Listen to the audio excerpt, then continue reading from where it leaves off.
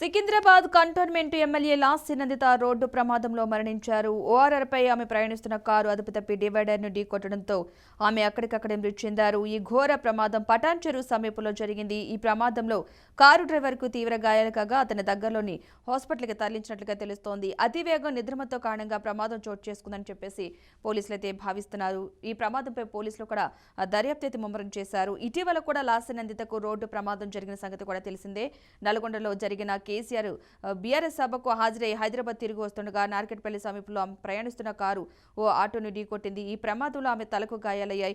ఇంతలోనే మళ్ళీ ఇప్పుడు రోడ్డు ప్రమాదం జరిగిన లాస్ అయితే నందిత మరణించడం జరిగింది. ఈ మరణ వార్త ఆమె అభిమానులను కుటుంబ సభ్యులను కలిచివేస్తోంది, కంటతడి పట్టేస్తోంది. 10 రోజుల వ్యవధిలోనే ఆమె ప్రయాణిస్తున్న కారు 2 సార్లు ఇలా ప్రమాదానికి గురి కావడం కూడా గమనార్హం అనుకోవాలి. ఈ రెండు సార్లు ప్రమాదం జరిగినప్పుడు ఒకే డ్రైవర్ ఉండడం కూడా ఈ కారు డ్రైవ్ చేసినట్టుగా అయితే తెలుస్తోంది. ప్రస్తుతానికి ఆ డ్రైవర్ అయితే హాస్పిటల్లో చికిత్స పొందుతున్నారు. Secunderabad cantonment BRS MLA Sayanna గత ఏడాది అనారోగ్యంతో మరణించడంతో ఆయన కుమార్తె లాస్య నందితకు గత ఎన్నికల్లో బీఆర్ఎస్ తరపున పోటీ చేసే అవకాశం ఇచ్చారు. ఈ ఎన్నికల్లో ఆమె విజయం సాధించారు.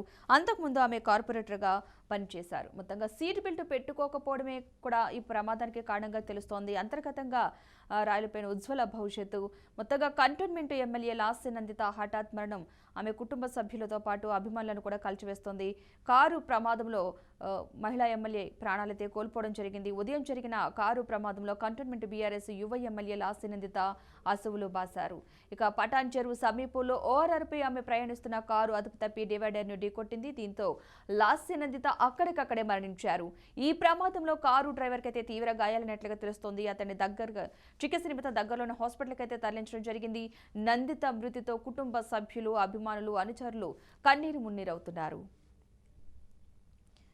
Secunderabad cantonment MLA Lasya Nanditha road ప్రమాదంలో మరణించడంపై తెలంగాణ సీఎం రేవంత్ రెడ్డి తీవ్ర దిగ్భ్రాంతి వ్యక్తం చేశారు. ఈ ఘటనపై ఆయన ఎక్స్ ద్వారా తన సంతాపాన్ని కూడా తెలపడం జరిగింది. కంటోన్మెంట్ శాసనసభ్యురాలు లాస్య నందిత అకాల మరణం నన్ను తీవ్ర దిగ్భ్రాంతికి గురి చేసింది.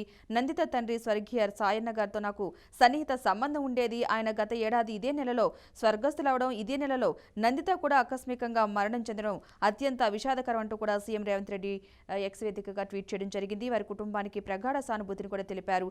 ఆమె ఆత్మకైతే శాంతి చేకూరాలంటూ కూడా భగవంతుని ప్రార్థిస్తున్నానంటూ కూడా సీఎం రేవంత్ రెడ్డి ట్వీట్ చేయడం జరిగింది. నందిత కుటుంబ సభ్యులను కలిసేందుకు కూడా సీఎం రేవంత్ రెడ్డి మరి కాసేపట్లో వస్తారన్నట్లుగా సమాచారం అందుతోంది. మొత్తంగా బీఆర్ఎస్ నేతలు కూడా నందిత మృతిపై సంతాపం తెలియజేస్తున్నారు. ప్రస్తుతం ఆమె మృతదేహానికి గాంధీ హాస్పిటల్లో పోస్ట్ మార్టం నిర్వహిస్తున్నట్లుగా సమాచారం అందుతోంది. ఆ తర్వాత మృతదేహాన్ని కుటుంబ సభ్యులకు అప్పగిస్తారన్నట్లుగా తెలుస్తోంది. అటు లాస్య నందిత మృతిపై మాజీ సీఎం కేసీఆర్ కూడా దిగ్భ్రాంతి వ్యక్తం చేశారు. ఆమె అకాల మరణం బాధాకరమని ఆయన అంటం జరిగింది. లాస్య కుటుంబానికి అన్ని విధాలుగా అండగా ఉంటామన్నారు. లాస్య కుటుంబానికి మాజీ మంత్రి హరీష్ రావు ప్రగాఢ సానుభూతిని కూడా తెలియజేశారు. ఇతర బీఆర్ఎస్ నేతలు కూడా ఆమె మృతిపై విచారం వ్యక్తం చేశారు. Secunderabad cantonment MLA Lasya Nanditha road ప్రమాదంలో మృతి చెందిన విషయం తెలిసిందే. దీంతో లాస్య నందిత మృతదేహాన్ని పోలీసులు పటాన్ చెరువు పట్టణంలోని అమేద ప్రైవేటు హాస్పిటల్కి తరలించారు.